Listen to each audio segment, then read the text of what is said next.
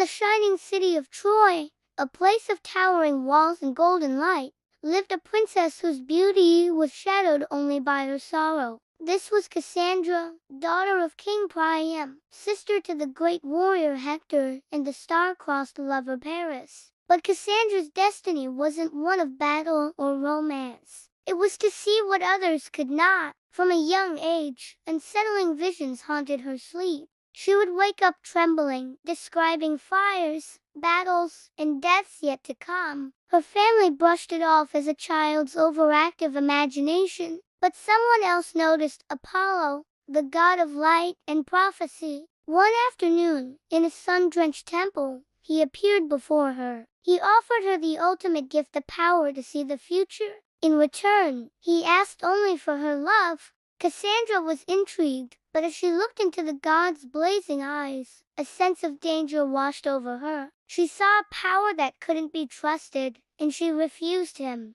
Apollo's face darkened. He had already bestowed the gift. He couldn't take it back. Instead, he twisted it with a cruel curse. He whispered, "You will always see the truth, Cassandra, but no one will ever believe you." At first, she didn't grasp the horror of his words, but soon, she saw a vision of her brother Paris sailing to Greece, an act that would ignite a war and bring ruin to their city. She pleaded with her family, but her father just smiled. Her mother called her troubled, and Paris simply laughed her off. When he returned with Helen, the wife of a Spartan king, Cassandra screamed for them to send her away. Her words vanished into thin air. Before long, Greek ships swarmed the horizon. A brutal 10-year war began, and every one of Cassandra's visions came true. She saw her brother Hector's death before it happened. She dreamed of Troy's walls crumbling to dust.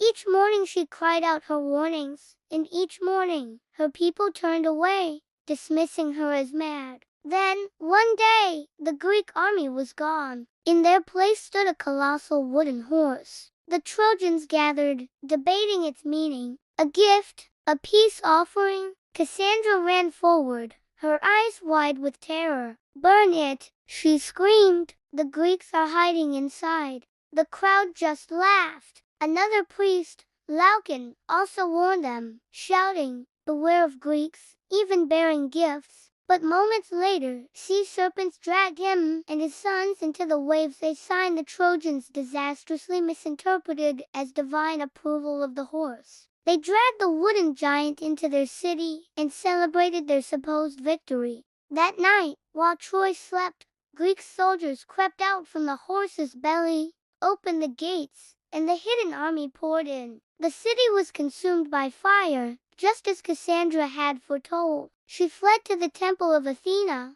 but a Greek warrior named Ajax dragged her away, an act of sacrilege that angered the gods themselves. As the Greeks sailed home, a divine storm sank Ajax's ship in retribution. Cassandra, now a slave, was given to Agamemnon, the king of Mycenae. On the voyage to his home, she saw what awaited him. His wife, Clytemnestra, a dagger hidden in her robes, her heart filled with vengeance. "Do not go home," Cassandra warned him. "Betrayal and death await you." But like all the others, he didn't believe her. When they arrived, her final, dreadful vision came true. Clytemnestra murdered Agamemnon in his bath, and then turned the blade on Cassandra. In her last moments, Cassandra was calm. She had seen this end long ago. It wasn't a shock, it was a release. The torment of knowing everything, yet being able to change nothing, was finally over.